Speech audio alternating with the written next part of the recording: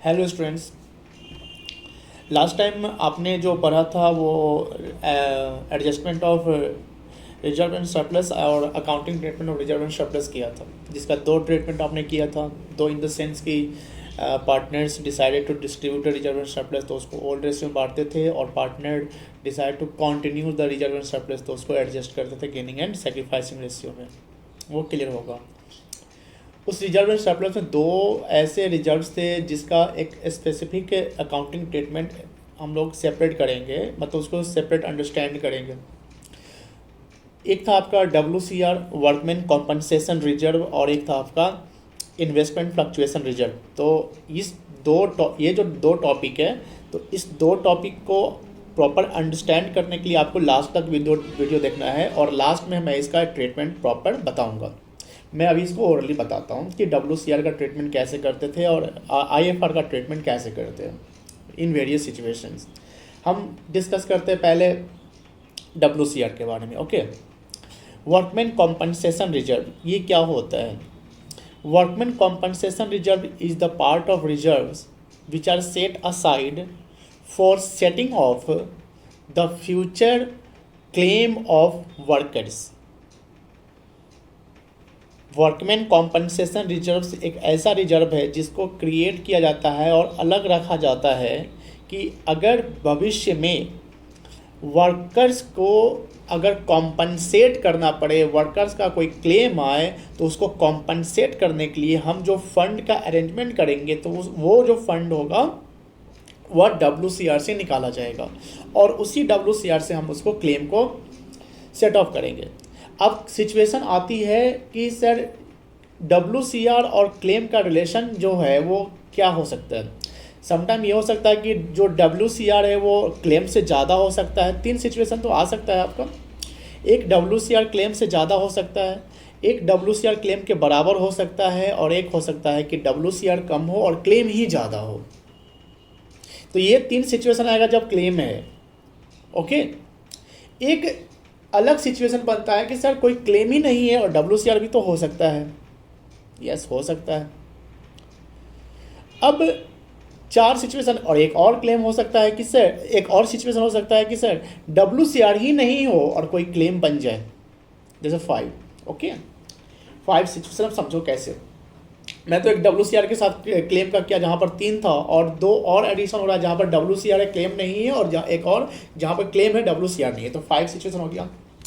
5 situation क्या हुआ कि when WCR available but there is no claim, when there is claim but there is no WCR, when WCR greater than claim, when WCR equals to claim, when WCR lesser than the claim। There are 5 situation, and उसका अब accounting treatment हम सीखेंगे क्या होगा। ध्यान सुनना। At the time of reconstitution of the firm, at the time of change in PSR among the existing partners, if WCR available and there is no any workman compensation claim, in that situation WCR will be distributed between the partners in old ratio। जब WCR रहेगा, claim नहीं है, तो उसको हम बांट देंगे। तो उसका एंट्री क्या होगा समझो। WCR account debit to partners capital account या करेंट अकाउंट ओल्ड रेशियो में बांट देना। सर दूसरा सिचुएशन बताइए। दूसरा सिचुएशन मैं ये बताता हूँ कि जब कोई WCR हो और क्लेम कम हो।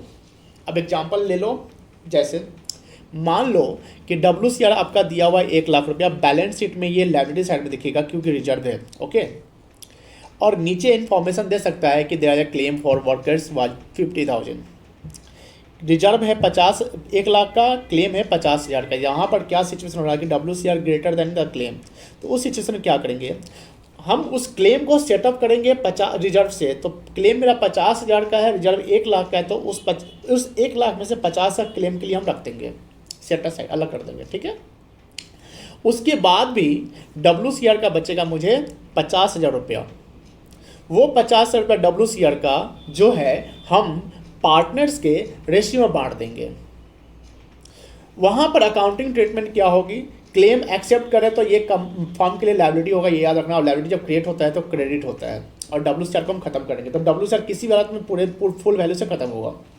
तो उसका एंट्री होगा WCR अकाउंट डेबिट 1 लाख से टू वर्कमैन कॉम्पनसेशन क्लेम 50,000, इसी का एक और नाम हो सकता है to liability for workman compensation 50,000 create हो गया। बचा 50,000 टू पार्टनर्स कैपिटल और करेंट अकाउंट, और वो 50,000 रुपया फिर ओल्ड रेशियो में बांट दीजिएगा। 2 क्लियर हो गया। तीसरा कि WCR और क्लेम जो है वो बराबर है, उस सिचुएशन में क्या होगा? उस सिचुएशन में पार्टनर्स को कुछ भी नहीं मिलेगा और WCR जो है वो क्लेम को कॉम्पनसेट कर दिया जाएगा। उस सिचुएशन में एंट्री क्या होगी? WCR account debit to liability for workman compensation account. Okay, ये सब मैंने PDF में भेज दिया, देख लेना। थर्ड से तीन सिचुएशन हो गया। चौथा कि सर WCR कम है, क्लेम ज़्यादा है, तो यहाँ पर क्या होगा? कहीं ना कहीं पार्टनरशिप फर्म को लॉस तो बढ़ रहा है। अब वो लॉस बढ़ रहा है तो उसका एक एडजस्टमेंट करने के अकॉर्डिंग हो रहा है, तो उसको हम प्रॉफिट लॉस एडजस्टमेंट अकाउंट में ट्रांसफर कर देंगे। ये प्रॉफिट लॉस एडजस्टमेंट अकाउंट का एक और नाम होता है रीवैल्यूएशन। ये क्या होता है मैं आगे फर्दर हम लोग जब टॉपिक शुरू करेंगे तो उसमें पढ़ेंगे, बट ये याद ध्यान रखना कि PL एडजस्टमेंट जाएगा। अब देखो एंट्री, मान लो कि WCR है 50,000, क्लेम है 80,000 रुपया। अब यहाँ पर क्या हो रहा है कि क्लेम तो WCR 50,000 ही है, लेकिन क्लेम 80,000, तो 50,000 तो WCR से सेटअप होगा, उसके बावजूद भी 30,000 का क्लेम है, तो उसको कहीं ना कहीं PL से एडजस्ट करना पड़ेगा, क्योंकि लॉस हो रहा है ना फर्म को। उस किस सिचुएशन में क्या एंट्री होगी? WCR account debit 50,000, PL adjustment account और revaluation account debit 30,000, total 80,000 debit हो गया। To liability for workman compensation account 80,000 रुपया। ओके, अब यहाँ पर जो PL एडजस्टमेंट में जो लॉस हुआ है 30,000 का, उसका हम क्या करेंगे? वो लॉस कौन से आएगा? पार्टनर से आएगा। तो उस सिचुएशन में हम एक एंट्री करेंगे लॉस सहने का, तो उसका एंट्री होगा partners capital account debit to PL adjustment account. वो PL एडजस्टमेंट को कैंसिलेशन करना, वहाँ डेबिट होता है, क्रेडिट कर लेंगे। Partners capital account debit to PL adjustment account या partners capital account debit to revaluation account, और वो 30,000 रुपया को हम ओल्ड रेशियो में बांट देंगे। 4 सिचुएशन हो गया, जहां पर WCR नहीं था, WCR ज़्यादा था, WCR बराबर था, WCR कम था। किससे? क्लेम से। फिर सिचुएशन सर WCR ही नहीं है, क्लेम है, तो क्या करेंगे? कुछ नहीं करेंगे होगा, उसको बस जितना भी क्लेम है उसको PL एडजस्टमेंट से एडजस्ट कर लेंगे। उस सिचुएशन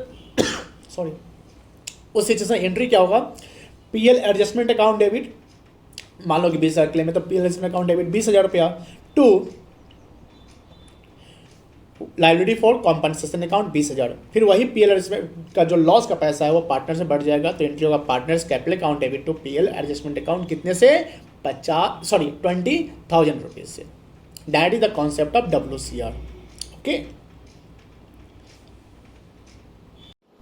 जैसा कि मैंने आपको WCR पे कुछ इलस्ट्रेशन दे रखा है सॉल्यूशन के साथ, तो मैं इसको आपको समझा देता हूँ। एग्जाम्पल 1 है जिसमें लिखा हुआ है कि A and B are partners having 3:2 ratio, 2 partner जिनका रेशियो 3:2 है, तो ये ओल्ड रेशियो हो गया। आप लोग अपने नोटबुक में सेम इसको नोट कर लीजिएगा। And on 1st April 2020 they decided to share profit in the ratio of 5:3, और इन्होंने अपना न्यू रेशियो रख लिया है 5:3। यहाँ पर गेनिंग सेक्रीफाइस निकालने की ज़रूरत है कि नहीं है वो क्वेश्चन के अकॉर्डिंग हम समझेंगे, बट जहाँ तक मैं आपको बताता हूँ, जैसे इसमें गेनिंग सेक्रीफाइस निकालना नहीं है, इसमें सिर्फ WCR का ट्रीटमेंट करना है विद क्लेम के साथ। ठीक है, आगे पढ़ते हैं।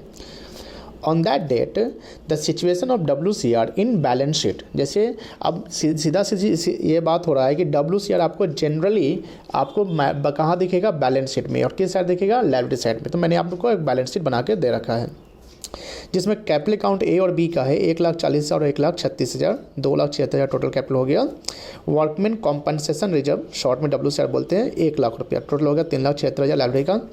एसेट में कैश है, बैंक है, स्टॉक, प्लांट, फर्नीचर है। इस सब का कोई काम नहीं पड़ेगा, सिर्फ आपको काम पड़ेगा WCR का। Pass the journal entry in following situations. देखो सिचुएशन वाइज है और हर सिचुएशन पे मैंने सॉल्यूशन कर रखा है। तो सिचुएशन 1 क्या बोलता है कि कोई इन्फॉर्मेशन नहीं है, तो हम एंट्री क्या पास करेंगे? तो आप देख रहे हैं कि WCR है, तो कॉन्सेप्ट क्या बोलता है कि WCR जब रहता है या कोई भी रिजर्व रहता है तो उसको राइट ऑफ किया जाता है पार्टनर्स के बीच में ओल्ड रेशियो में। तो सेम ट्रीटमेंट करेंगे जैसे राइट ऑफ करते हैं। ठीक है, तो यहाँ पर क्या होता है कि WCR अकाउंट डेबिट हो जाएगा कितना से, 1 लाख रुपए से to A capital account to B capital account, और इसको 3:2 में बांट देंगे, 3/5 2/5 में। ओके, सेकेंड सिचुएशन देखिए, लिखता है कि WCR claim for workman compensation is ₹50,000। अब यहाँ पर क्या देख रहे हैं आप कि WCR is greater than the claim, क्योंकि आपका क्लेम है 50,000 का और WCR 1 लाख रुपए का है।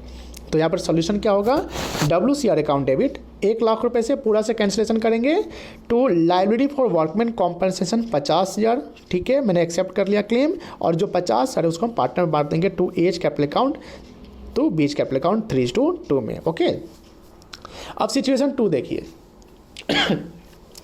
Claim for workman compensation is ₹1 lakh, जिसका सॉल्यूशन आप देखो यहाँ पर इक्वल दोनों बराबर है तो पार्टनर्स कुछ नहीं लेगा और सारा क्लेम में सेटअप हो जाएगा।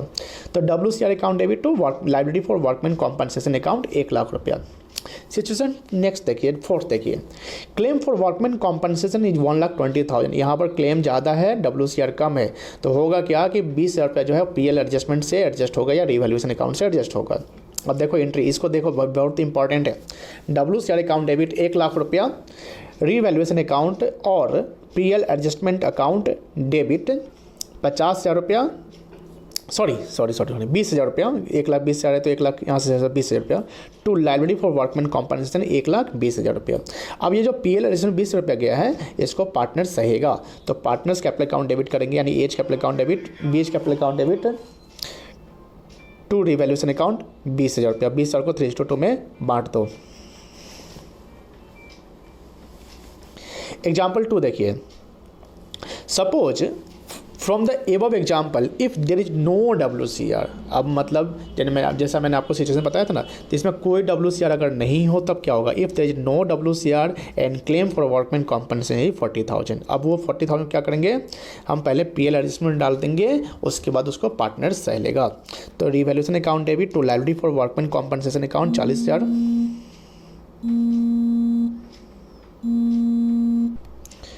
हाँ, तो यहाँ पर रिवैल्यूएशन की जगह पर हम आपको PL एडजस्टमेंट भी लिख सकते हैं। तो revaluation account debit to liability for workman compensation 40,000 to, फिर उसी को एडजस्ट कर लेंगे, A's capital account debit, B's capital account debit to revaluation account 40,000 रुपया। That's it. अब ये कॉन्सेप्ट WCR पे जिसका मैंने वीडियो बना दिया, फिर इसको अब देख लो। अब आपको हम इन्वेस्टमेंट फ्लक्चुएशन रिजर्व के बारे में बताते हैं। Okay, thank you. अब जिस प्रकार WCR का आपने ट्रीटमेंट समझा, उसी प्रकार अब हम IFR का ट्रीटमेंट समझेंगे कि वो क्या होता है। सिमिलर कॉन्सेप्ट है, बस आपका WCR की जगह पर IFR यूज होगा। अब इसमें क्या होगा कि जैसे इन्वेस्टमेंट फ्लक्चुएशन रिजर्व क्या है वो समझना जरूरी है।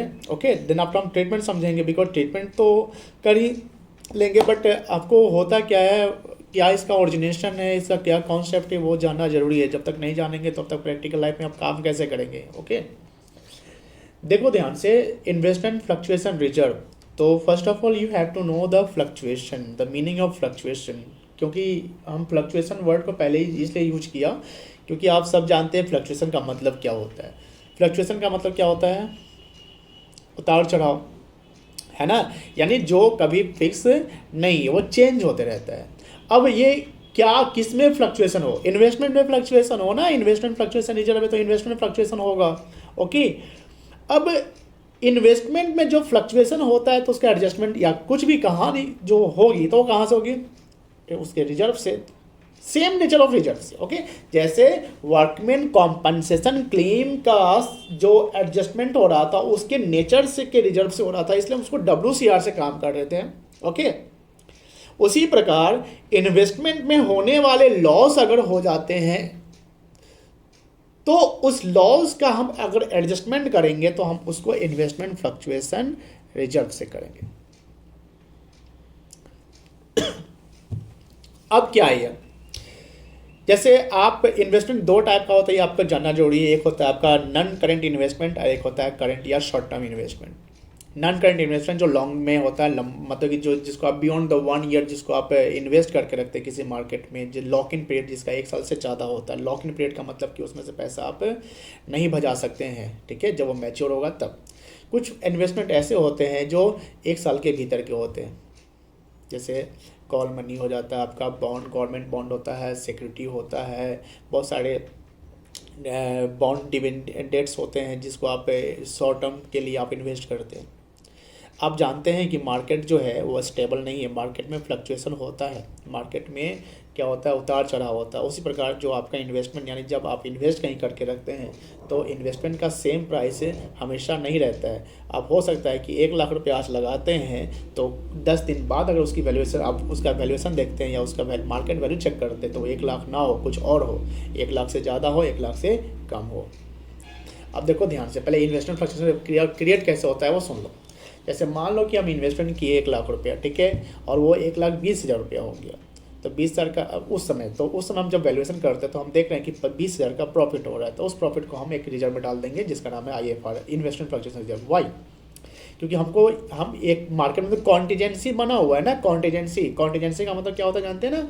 कॉन्टीजेंसी मतलब होता है हैपनिंग और not happening of an event, certain event which depends on the future. कोई भी इवेंट्स का होना ना होना उसके फ्यूचर पर डिपेंड करता है। जैसे कोई केस कर दिया तो उसका जो सेटलमेंट होगा, यानी हम हार और जीत फ्यूचर में लगा हुआ है। हम पैसा लगा दिए, मार्केट में ज़्यादा होगा कम होगा, फ्यूचर पर लगा हुआ डिपेंड करता है। That is called contingency. तो इन्वेस्टमेंट में मान लो कि हम जैसे रिजर्व क्रिएट करके रखे हुए, ठीक है, और इसी प्रकार इन्वेस्टमेंट का वैल्यू, मार्केट वैल्यू गिर जाता है। यानी इन्वेस्टमेंट जो आपने किया 1,00,000 रुपया, आप सपोज करो वो 70,000 रुपया ही भी हो जाता है, तो वहाँ पर आपका लॉस कितना हो गया? 30,000 रुपया। इन्वेस्टमेंट घट गया कितना से? 30,000 से। तो उस लॉस को हम कहीं ना कहीं सेट ऑफ खत्म करेंगे ना, तो उसको खत्म करने के लिए हमको सेम नेचर ऑफ रिजर्व को ढूंढना पड़ेगा, तो वो है आपका IFR। अब सर अगर IFR ही नहीं है, सेम नेचर रिजर्व कम है, नहीं है, तो क्या करेंगे? तो जिस प्रकार हम क्लेम में करते थे, क्लेम ज़्यादा है या क्लेम है या WCR नहीं है या कम है, तो उसको हम PL एडजस्टमेंट या रिवैल्यूएशन से एडजस्ट करते थे। सिमिलरली यहाँ भी हम PL एडजस्टमेंट या रिवैल्यूएशन से करेंगे। अब यहाँ पर सिचुएशन क्या बनता है समझो। ये हो सकता है कि IFR हो, इन्वेस्टमेंट का वैल्यू चेंज नहीं हो, सेम हो, एक सिचुएशन हो गया। दूसरा, IFR ज़्यादा हो, इन्वेस्टमेंट लॉस कम हो। तीसरा, IFR और इन्वेस्टमेंट का लॉस दोनों बराबर हो। चौथा, IFR कम हो, इन्वेस्टमेंट का लॉस ज़्यादा हो। पांचवा, IFR नहीं हो, इन्वेस्टमेंट का लॉस हो। ओके, अब हम इसी सिचुएशन के अकॉर्डिंग अकाउंटिंग ट्रीटमेंट करेंगे। सेम IFR जैसे माल, अब क्या होगा कि IFR है, ठीक है, इन्वेस्टमेंट का लॉस वगैरह नहीं है, तो क्या है, वो जो IFR का पैसा होगा किसमें बढ़ जाएगा? पार्टनर्स के कैपिटल अकाउंट में, ठीक है। तो उसका एंट्री क्या होगा? IFR account debit to partners capital account, किस रेशियो में? ओल्ड रेशियो में। फिर अगर IFR मान लीजिए कि आपका 1,00,000 रुपया है और इन्वेस्टमेंट का जो लॉस हो रहा है, मतलब लॉस कैसे कंपेयर करेंगे कि मान लो कि बैलेंस शीट में इन्वेस्टमेंट है 1,00,000 रुपया और मार्केट वैल्यू इसका 80,000 रुपया है, तो यहाँ पर इन्वेस्टमेंट का लॉस दिख रहा है 20,000 रुपया, क्योंकि इन्वेस्टमेंट घटा हुआ है मार्केट वैल्यू, ठीक है। तो अब 20,000 लॉस को हम सेटअप करेंगे अपने IFR से, और IFR मान लो कि टोटल 1,00,000 रुपया लायबिलिटी साइड में रिजर्व क्रिएट करके रखे हुए हैं। तो उस समय उसकी एंट्री क्या होगी? देखो ध्यान समझो कि IFR 1,00,000 रुपया और 20,000 आपका लॉस हो गया, तो उसकी एंट्री क्या होगी? IFR अकाउंट डेबिट 1,00,000 रुपये to investment account 20,000 to investment, because the value of investment has been decreases. तो अब 20,000 से इन्वेस्टमेंट घट गया तो क्रेडिट होगा, तो 20,000 से क्रेडिट कर लिया, उसका जो 80,000 बचा to partners capital account. Similar जो आपने WCR का किया, सिर्फ नाम चेंज हो रहा है, दोनों बराबर है, तो investment account debit IFR account debit to investment account. 1,00,000 अगर मान लो कि इन्वेस्टमेंट फ्लक्चुएशन रिजर्व है और 1,00,000 का लॉस हो गया, तो investment fluctuation reserve account debit to investment account. Sir अगर इन्वेस्टमेंट का लॉस ज़्यादा है तो वही जो पैसा, डिफरेंट पैसा है, यानी लॉस जितना से ज़्यादा उतना चला जाएगा रिवैल्यूएशन अकाउंट में। मान लीजिए कि 1,00,000 का इन्वेस्टमेंट फ्लक्चुएशन रिजर्व है और लॉस आपका 1,20,000 का हो जाता है, उस चीज़ में क्या करेंगे? Investment fluctuation reserve account debit 1,00,000 रुपया, PL एडजस्टमेंट अकाउंट डेबिट 20,000 रुपया टू इन्वेस्टमेंट अकाउंट 1,20,000 रुपया। फिर जो PL एडजस्टमेंट 20,000 रुपया गया उसको पार्टनर्स में एडजस्ट कर लेंगे, जिसका एंट्री होगा partners capital account debit to to revaluation account 20,000 रुपया। ओके, मान लो कि इन्वेस्टमेंट फ्लक्चुएशन रिजर्व ही नहीं है, लॉस है टोटल, तो उसका एंट्री होगा PL adjustment account debit to investment account, और वही पैसा जो है वो चला जाएगा पार्टनर्स में एडजस्ट होगा, तो partners capital account debit to revaluation account. अब मैं इस पे भी आपको जिस प्रकार मैंने WCR का ट्रीटमेंट बताया अपने नोट्स में, उसी प्रकार मैं आप IFR के अकॉर्डिंगली मैं नोट्स बनाकर देता हूँ, उसको आप समझोगे, अंडरस्टैंड करो, because very important topic IFR and WCR the treatment, क्योंकि आगे भी आपको ऐसा मिलने वाला है। ओके, देन आफ्टर इसके बाद हम रिवैल्यूएशन पढ़ेंगे। ओके, हाँ, तो अब मैं आपको IFR पे आपको कुछ एग्जांपल्स मैं समझा दे रहा हूँ। जैसे एक एग्जांपल है, A and B are partners having PSR where 3:2 on 31st March 2019. On 1st April 2019 they decided to share future profits in the ratio of 5:3. तो यहाँ पर 3:2 ओल्ड रेशियो है, 5:3 न्यू रेशियो है। गेनिंग सेक्रीफाइस निकालने की ज़रूरत नहीं है क्योंकि हम लोग IFR का कॉन्सेप्ट डिस्कस कर रहे हैं। On that date the position of IFR in balance sheet was, balance sheet on 1st April 19 का दिया हुआ है। लाइबिलिटी साइड में देख लो, ए का कैपिटल, बी का कैपिटल दिया हुआ है। इन्वेस्टमेंट फ्लक्चुएशन रिजर्व आपको 1 लाख रुपया दिया हुआ है। इधर एसेट में देखना कैश, बैंक, स्टॉक, डेटर और इन्वेस्टमेंट। ध्यान देना ये इन्वेस्टमेंट 2 लाख का, ये 2 लाख रुपया बुक वैल्यू है, ठीक है, और फिक्स एसेट 50,000 का है। पास journal entry in the following situation. पहला सिचुएशन है आपका कि कोई इन्फॉर्मेशन नहीं दिया है IFR का या इन्वेस्टमेंट के लॉस का, ठीक है। तो हम क्या करेंगे, जो भी IFR है एज पर कॉन्सेप्ट उसको राइट ऑफ कर देंगे पार्टनर में। तो एंट्री होगा IFR अकाउंट डेबिट 1 लाख रुपया to A's capital account to B's capital account. इसको ओल्ड रेशियो में बांट देगा 3:2 में। सेकेंड जो सिचुएशन है उसमें बोलता है market value of investment 2 lakh. ध्यान देना, बुक वैल्यू ऑफ इन्वेस्टमेंट भी 2 लाख है, मार्केट वैल्यू भी 2 लाख है। यानी क्या यहाँ पर क्या हो रहा है कि इन्वेस्टमेंट में कोई लॉस नहीं हो रहा है, जैसा था वैसा ही आया। तो सेम एंट्री यहाँ पर भी होगा कि जो भी रिजर्व का पैसा उसको पार्टनर में डिस्ट्रीब्यूट कर देंगे IFR account debit to A's and B's capital account, okay.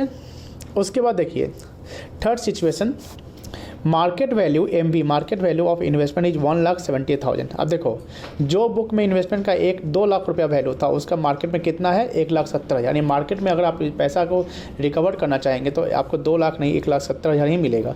तो इस सिचुएशन में आपको 30,000 का लॉस हो रहा है, तो वो 30,000 IFR से एडजस्ट कर लेंगे, ठीक है। IFR अकाउंट डेबिट 1 लाख रुपये, क्योंकि पूरा 1 लाख रुपया खत्म करना 70,000 पार्टनर में दे देंगे। टू इन्वेस्टमेंट अकाउंट 30,000, क्योंकि इन्वेस्टमेंट 30,000 से घट गया है। To A's capital account to B's capital account. D situation देखिए, मार्केट वैल्यू ऑफ इन्वेस्टमेंट 2,20,000। अब यहाँ पर क्या है कि इन्वेस्टमेंट का पैसा तो 2 लाख था, लेकिन मार्केट में कितना उसका वैल्यू 2,20,000। तो यहाँ पर क्या हो रहा है, 20 रुपया और फायदा ही हो रहा है। तो फायदा को पहले रिवैल्यूएशन अकाउंट में डालेंगे, जैसे लॉस को रिवैल्यूएशन में डालते थे वैसे फायदा को रिवैल्यूएशन में, फिर उस फायदे को पार्टनर में बांट देंगे। देखो IFR account debit 1 lakh, investment बढ़ रहा है तो investment account debit 20,000 to A's capital account to B's capital. ये 60-40 क्योंकि 1 लाख रुपया बांट रहे हैं A और B में, ठीक है। टू रिवैल्यूएशन अकाउंट 20,000, फिर इसी 20,000 को रिवैल्यूएशन का पैसा पार्टनर में बांट दो। Revaluation account debit to A's capital account to B's capital account. ये सब ओल्ड रेशियो में बटेगा। नेक्स्ट पॉइंट है आपका मार्केट वैल्यू ऑफ इन्वेस्टमेंट 80,000। ध्यान देना, market book value of investment आपका 2 लाख था, लेकिन मार्केट में इसी का वैल्यू 80,000 रुपया है। तो यहाँ पर लॉस हो रहा है 1,20,000 से, तो लॉस ज़्यादा है। तो IFR account debit 1 lakh loss, और जो जितना ज़्यादा है यानी 20 से ज़्यादा है रिजर्व से, तो इसको रिवैल्यूएशन में डाल दो। Revaluation account debit 20,000 to investment account 1,20,000, क्योंकि 1,20,000 से इन्वेस्टमेंट का वैल्यू घट गया है। फिर एंट्री होगा, जो रिवैल्यूएशन का पैसा पार्टनर में बढ़ जाएगा। A's capital account debit to B's A's capital account debit B's capital account debit to revaluation account 12,000, 8,000, 20,000। Okay, अब मैंने आपको IFR और WCR का कॉन्सेप्ट डिस्कस कर लिया है। अब पढ़ेंगे हम लोग रिवैल्यूएशन अकाउंट। Thank you. अब हम लोग एक नया टॉपिक डिस्कस करेंगे, revaluation. Okay, revaluation of assets and reassessment of liabilities. ये क्या होता है, जैसे आप जान रहे हैं कि PSR जब चेंज होता है रेशियो अमंग द पार्टनर्स तो फर्म का रिकॉन्स्टिट्यूशन होता है। तो जब फर्म का रिकॉन्स्टिट्यूशन होता है तो उस समय जो पार्टनर्स होते हैं फर्म में, वो क्या करते हैं, अपने एसेट्स लायबिलिटी का एस्टिमेशन करते हैं। वो एस्टिमेशन करते हैं मार्केट से, ठीक है। मार्केट में जो वैल्यू है उसके अकॉर्डिंग, कि आज जो बैलेंस शीट का जो वैल्यू एसेट्स का, वो पॉसिबल नहीं है कि सेम वैल्यू मार्केट में मिले, वो उससे ज़्यादा मिल सकता है या उससे कम मिल सकता है। ओके, तो for that purpose partners decide करते हैं कि एसेट्स एंड लायबिलिटी का रिवैल्यूएशन एंड रीअसेसमेंट हो। हमेशा ध्यान रखना है कि एसेट्स का रिवैल्यूएशन करते हैं और लायबिलिटीज का रीअसेसमेंट करते हैं। अब रिवैल्यूएशन एंड रीअसेसमेंट करने के लिए हमें एक अकाउंट ओपन करना पड़ता है, जिस अकाउंट का नाम होता है रिवैल्यूएशन अकाउंट। रिवैल्यूएशन अकाउंट का एक और नाम होता है PL एडजस्टमेंट अकाउंट। ये क्या होता है, ये एक नॉमिनल अकाउंट होता है जहाँ पर change in the value of assets and liabilities change. Okay, change का मतलब आइदर वो एसेट लायबिलिटी को इंक्रीज करे या एसेट लायबिलिटी में डिक्रीज करे, ठीक है। तो change in the value of assets and liabilities are transfer to revaluation account. Revaluation nominal account होता है, जैसा कि आप जानते हैं। तो नॉमिनल अकाउंट का रूल क्या होता है, debit all expenses and losses, credit all income and gains. Okay, it means what कि अगर फ़ायदा होता है तो हम रिवैल्यूएशन अकाउंट में क्रेडिट करेंगे और अगर नुकसान होता है तो रिवैल्यूएशन अकाउंट में हम डेबिट करते हैं। अब फ़ायदा क्या हो सकता है समझिए, 3 कारण हैं फ़ायदे के, यानी रिवैल्यूएशन अकाउंट में क्रेडिट साइड तीन कारण से जा सकता है। वो क्या होता है, एक कि जब एसेट्स बुक वैल्यू से ज़्यादा हो जाए, यानी मान लो कि बैलेंस शीट में एक एसेट्स है जिसका वैल्यू 1 लाख रुपया है और वही लिखता है नीचे एडजस्टमेंट में कि assets has been increase by 10%, यानी 1 लाख का एसेट 10% से बढ़ गया तो 10,000 बढ़ गया। तो अब क्या हुआ बात कि यहाँ पर एसेट्स 10,000 से बढ़ रहा है तो नया वैल्यू जो एसेट्स का होगा 1,10,000 हो जाएगा। तो वहाँ पर एक जो 10,000 से एसेट बढ़ रहा है तो ये एसेट्स बढ़ने का मतलब फ़ायदा ही होता है। ओके, तो कारण एक है कि एसेट्स का बढ़ना रिवैल्यूएशन प्रॉफिट होता है। ठीक है, सेकेंड कारण है आपका कि कोई भी लायबिलिटीज अगर आपका घट जाए, सपोज करिए कि कोई क्रेडिटर से आपका 10,000 का और वो क्रेडिटर्स 1,000 से घट रहा है, यानी नया क्रेडिटर का वैल्यू हो जाएगा 9,000, तो क्रेडिटर का घटना यानी लायबिलिटी का कम होना कहीं ना कहीं फ़ायदा ही होता है, तो वो भी रिवैल्यूएशन अकाउंट में क्रेडिट साइड जाएगा यानी बाई साइड जाएगा। थर्ड कारण होता है कि सपोज कि कोई भी एसेट्स जो अनरिकॉर्डेड है, अनरिकॉर्डेड इन द सेंस कि पहले से बैलेंस शीट में नहीं दिख रहा था लेकिन बाद में पता चला कि ये भी एक कोई एसेट्स था, तो अगर अनरिकॉर्डेड एसेट्स को हम रिकॉर्ड करते हैं तो ये भी फ़ायदा होता है क्योंकि एसेट्स बढ़ जाएगा ना, बैलेंस शीट में दिखेगा। तो अनरिकॉर्डेड एसेट्स जब रिकॉर्ड करते हैं तो वो फ़ायदा है। तो 3 कारण हो गया रिवैल्यूएशन अकाउंट में क्रेडिट करने का, एसेट्स का बढ़ना, लायबिलिटी का घटना, अनरिकॉर्डेड एसेट्स को रिकॉर्ड करना। अब कुछ नुकसान के भी कारण हैं, और नुकसान के कारण क्या क्या है आप समझिए। नुकसान के 5 कारण हैं, यानी रिवैल्यूएशन अकाउंट में डेबिट होगा तो 5 कारण से, देखो ध्यान से। 3 तो वो जो उधर बोला उसका 3 उल्टा कर दो, यानी एसेट्स का घटना नुकसान, लायबिलिटीज का बढ़ना नुकसान, अनरिकॉर्डेड लायबिलिटीज को रिकॉर्ड करना क्योंकि लायबिलिटी बढ़ जाएगा अनरिकॉर्डेड को रिकॉर्ड करेंगे, तो 3 कारण हो गया। चौथा कि कोई भी एक्सपेंस जब रिवैल्यूएशन होता है तो कुछ खर्च होता है, यानी expensive paid by firm on revaluation, एक खर्च ही नुकसान के कारण है। चौथा 4 हो गया। और 5वां कि expenses of partnership firm paid by partners, यानी on behalf of firm partner कोई अपने ओन पॉकेट से पेमेंट करता है तो ये भी फर्म के लिए नुकसान खर्च है, तो रिवैल्यूएशन अकाउंट में डेबिट होता है। अब सर 8 एंट्री आपने देख लिया, 3 तो क्रेडिट आइटम, 5 डेबिट आइटम। अब इसका हम जर्नल एंट्री चेक करें तो जर्नल एंट्री क्या बनेगा, एसेट्स बढ़ रहा है यानी 1 लाख का 1,10,000 हो, यानी 10,000 से एसेट बढ़ रहा है, यानी when assets increases and liabilities decreases and unrecorded assets recorded, 3 जो फायदा वाला, तो उसका एंट्री क्या होगा समझो। एसेट बढ़ रहा है, एसेट्स अकाउंट डेबिट, लायबिलिटी घट रहा है, liability account debit, unrecorded assets account debit कहाँ जा रहा है, रिवैल्यूएशन में, टू रिवैल्यूएशन अकाउंट। 3 हो गया। उधर 5 का एंट्री क्या होगा, एसेट्स घट रहा है, लायबिलिटी बढ़ रहा है, अनरिकॉर्ड लायबिलिटी को रिकॉर्ड कर रहे हैं, एक्सपेंसिव फॉर्म पेमेंट कर रहा है या पार्टनर जो है अपने पॉकेट से पैसा दे रहा है। 5 अब समझो, तो उसमें नुकसान हो रहा है तो एंट्री क्या होगा, revaluation account debit, to assets account घट रहा है assets, to liability account liability बढ़ रहा है, टू अनरिकॉर्ड लायबिलिटी को रिकॉर्ड कर रहे हैं, टू कैश अकाउंट क्योंकि फर्म पेमेंट कर रहा है तो फर्म का पैसा जा रहा है, टू कैश अकाउंट। चौथा 5वां पार्टनर पेमेंट करता है तो टू पार्टनर्स कैपिटल या current account. Okay, that's the journal entry जो आपके नोट्स में मिल जाएगा, ऐसा मैंने बोल दिया, समझा दिया। अब रिवैल्यूएशन अकाउंट नॉमिनल अकाउंट है तो नॉमिनल अकाउंट है, इसका मतलब क्या है, जस्ट पीएल एडजस्टमेंट, तो इसका हम नेट ऑफ करेंगे यानी डेबिट क्रेडिट का नेट ऑफ करेंगे। जब हम डेबिट क्रेडिट का नेट ऑफ करेंगे तो फायदा या नुकसान होगा, तो वो फायदा नुकसान किसको मिलेगा, पार्टनर्स को मिलेगा। अब वो फायदा नुकसान किस रेशियो बांटेंगे, तो ये at the time of change in PSR का है, तो उससे वो सब जो बैलेंस शीट है वो पहले का था, तो जो भी फायदा नुकसान होगा वो पार्टनर्स में बढ़ जाएगा ओल्ड रेशियो में। तो अगर फायदा होता है यानी रिवैल्यूएशन प्रॉफिट आता है तो एंट्री होगा revaluation account debit to partners capital और करेंट अकाउंट ओल्ड रेशियो में डिस्ट्रीब्यूट करेंगे। अगर रिवैल्यूएशन लॉस होता है तो एंट्री होगा पार्टनर्स कैपिटल और current account debit to revaluation account, और उसको भी ओल्ड रेशियो में हम डिस्ट्रीब्यूट करेंगे। That's it. अब बात ये आती है कि सर ये तो हुआ कि रिवैल्यूएशन किए और रिवैल्यूएशन से प्रॉफिट लॉस है तो पार्टनर से बांट दिए।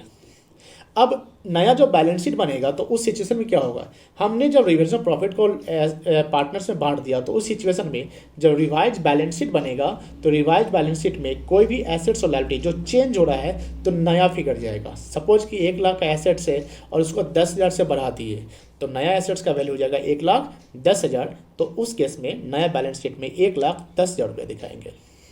कोई लायबिलिटी क्रेडिटर से 50,000 का वो हो गया 45,000 घट गया, तो new figure is 45,000 of creditors, then we can show the 45,000 of creditors to the balance sheet. अगर अनरिकॉर्ड एसेट्स 10,000 का है उसको रिकॉर्ड करते हैं तो अनरिकॉर्ड एसेट्स जो भी नाम है, मान लो इन्वेस्टमेंट, तो इसमें इन्वेस्टमेंट लिख देंगे, डेटर लिख देंगे, स्टॉक है स्टॉक लिख देंगे, उसको हम बैलेंस शीट दिखाएंगे। सर एक सिचुएशन और बताइए कि मान लीजिए कि पार्टनर्स, ये जैसे आपने रिजर्व एंड सरप्लस बताया कि partner decide to continue the reserve and surplus, तो उसमें आप एडजस्ट करते हैं। यहीं पे मान लीजिए कि पार्टनर ये डिसाइड करते हैं कि ओल्ड फिगर, ध्यान सुनना, old figure will continue in the revise balance sheet और the original value of assets liability will not be disturb. इसका मतलब क्या हो गया? इसका मतलब यह है कि पार्टनर ये चाहते हैं कि मान लो 1 लाख का एसेट है और 1,10,000 से होता है, तो old figure is 1 lakh, new figure is 1,10,000, और पार्टनर ये डिसाइड कर रहे हैं कि हम ओल्ड फिगर ही न्यू बैलेंस शीट में दिखाएं, ओल्ड फिगर ही न्यू बैलेंस शीट में दिखाएं, तो 1 लाख का जो फिगर है वही हम नए बैलेंस शीट में दिखाएं। तो उस सिचुएशन में क्या अकाउंटिंग ट्रीटमेंट होगा? जब कभी भी ऐसा सिचुएशन मिलता है कि पार्टनर वो चाहता है कि ओल्ड फिगर को न्यू बैलेंस शीट में कंटिन्यू करना है, तो उस केस में हम क्या करते हैं, जो रिवैल्यूएशन प्रॉफिट या लॉस होगा उसका हम एडजस्टमेंट करेंगे। एडजस्टमेंट करेंगे कि जो भी रिवैल्यूएशन प्रॉफिट या लॉस होगा उसका एक गेनिंग और सेक्रीफाइसिंग में बांटेंगे। अगर 10,000 का प्रॉफिट लॉस हुआ और 1/10 गेनिंग सेक्रीफाइसिंग है, तो 10,000 इंटू 1/10 1,000, तो वो गेनिंग सेक्रीफाइसिंग बटेगा। और अगर रिवैल्यूएशन प्रॉफिट होता है तो उसका एंट्री होगा gaining partners capital account debit to sacrificing partners capital account. और वही अगर रिवैल्यूएशन लॉस होता है तो एंट्री उल्टा हो जाएगा, क्योंकि फ्यूचर में लॉस होने वाला है, लॉस ज़्यादा मतलब सहने वाले हैं पार्टनर जिनका रेशियो ज़्यादा है, तो उस केस में एंट्री होगा सेक्रीफाइसिंग पार्टनर्स कैपिटल और current account debit to gaining partners capital और current account. That's it, that the situation. एक टॉपिक है आपका मेमोरेंडम। तो मेमोरेंडम हम आपको थोड़े देर मतलब कि अभी मैं एक इलस्ट्रेशन दे रहा हूँ, इलस्ट्रेशन या रिवैल्यूएशन का एक कॉन्सेप्ट बता देता हूँ कॉपी में, देन आफ्टर मैं आपको इसका वीडियो बनाकर डाल देता हूँ। ओके, जैसा कि मैंने आपको रिवैल्यूएशन का कॉन्सेप्ट मैंने यहाँ पर दे रखा है, तो इसको आपने नोट करना है और अंडरस्टैंड करना है। तो मैं आपको ये समझा देता हूँ जो मैं लिखा। रिवैल्यूएशन अकाउंट है, इसी को हम पीएल एडजस्टमेंट अकाउंट बोलते हैं, नॉमिनल अकाउंट है। ओके, थ्योरी पोर्शन आप नोट से पीडीएफ नोट से लिख लेंगे। तो जब ये रिवैल्यूएशन अकाउंट खुला जाता है, एक लेजर टाइप का debit side and credit side. Debit side में 5 आइटम जाते हैं, जैसा कि बताया गया है। एसेट्स घट रहा है, डाउन एरो मतलब डिक्रीज, ठीक है। लायबिलिटी बढ़ रहा है, अप एरो है। अनरिकॉर्ड लायबिलिटी को रिकॉर्ड कर रहे हैं, up arrow. Expensive paid by firm, expensive paid by partner on behalf of firm. Assets घटेगा तो एंट्री क्या हो रहा है, revaluation account debit to asset account. Liability बढ़ रहा है, रिवैल्यूएशन टू लायबिलिटी, ये सब लिखा हुआ है। और क्रेडिट आइटम देखो 3 चीज़ है, एसेट्स का बढ़ना, लायबिलिटी का घटना या अनरिकॉर्ड एसेट को रिकॉर्ड करना। अब इस दोनों का आप नेट ऑफ करेंगे। नेट ऑफ का मतलब कि अगर क्रेडिट साइड ज़्यादा है तो डेबिट में बैलेंस फिगर गिरेगा, और अगर डेबिट साइड ज़्यादा है तो क्रेडिट साइड में बैलेंस फिगर गिरेगा। नेट ऑफ करने के बाद आपका 2 रिजल्ट, 2 में से कोई एक रिजल्ट आ सकता है। रिवैल्यूएशन प्रॉफिट आ सकता है या revaluation loss. Credit minus debit, revaluation profit, debit minus credit, revaluation loss. जनरेटर क्या होगा, revaluation account debit to partners capital account, profit में बांट देंगे ओल्ड पीएसआर, ठीक है। Partners capital to revaluation account, और उसको भी ओल्ड पीएसआर बांटेंगे रिवैल्यूएशन लॉस को। अब एक कॉन्सेप्ट है कि यहाँ पर कि पार्टनर अगर डिसाइड करता है कि ओल्ड फिगर कंटिन्यू हो, थ्योरी परसेंट पढ़ लेते हैं इसको, और इसको अप्लाई भी करेंगे क्वेश्चन बनाने में। ये पार्टनर डिसाइडेड, ये बहुत इंपॉर्टेंट है, ध्यान रखना। ये partner decided not to disturb नहीं करना है द ओल्ड फिगर, ओल्ड और original value of the asset and liabilities, या partner decided that original value of assets and liability will continue in the revise balance sheet. तो उस case में क्या करना है, एडजस्ट द रिवैल्यूएशन प्रॉफिट और revaluation loss without opening revaluation account. उस समय हम क्या करेंगे, प्रॉफिट लॉस को एडजस्ट करेंगे, लेकिन हाँ ध्यान रखना है कि रिवैल्यूएशन अकाउंट नहीं खुलेगा, क्योंकि रिवैल्यूएशन अकाउंट खुला तो ऑलरेडी एसेट्स के एंट्री एसेट लायबिलिटी के साथ हो जाएगा।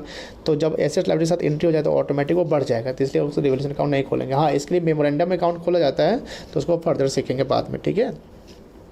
अब इससे केस में आप समरी बनाकर इसको आप बना सकते हैं, ठीक है। तो लिखा हुआ है कि एडजस्ट द रिवैल्यूएशन प्रॉफिट और loss without opening revaluation account in the gaining and sacrificing partner in gaining and sacrificing ratio. तो एंट्री क्या होगा, प्रॉफिट होगा तो gaining partners to sacrificing, loss होगा तो sacrificing partner to gaining partners capital account. Okay, तो इसको आप नोट कर लेंगे और इस बेसिस पे क्वेश्चन बनाएंगे।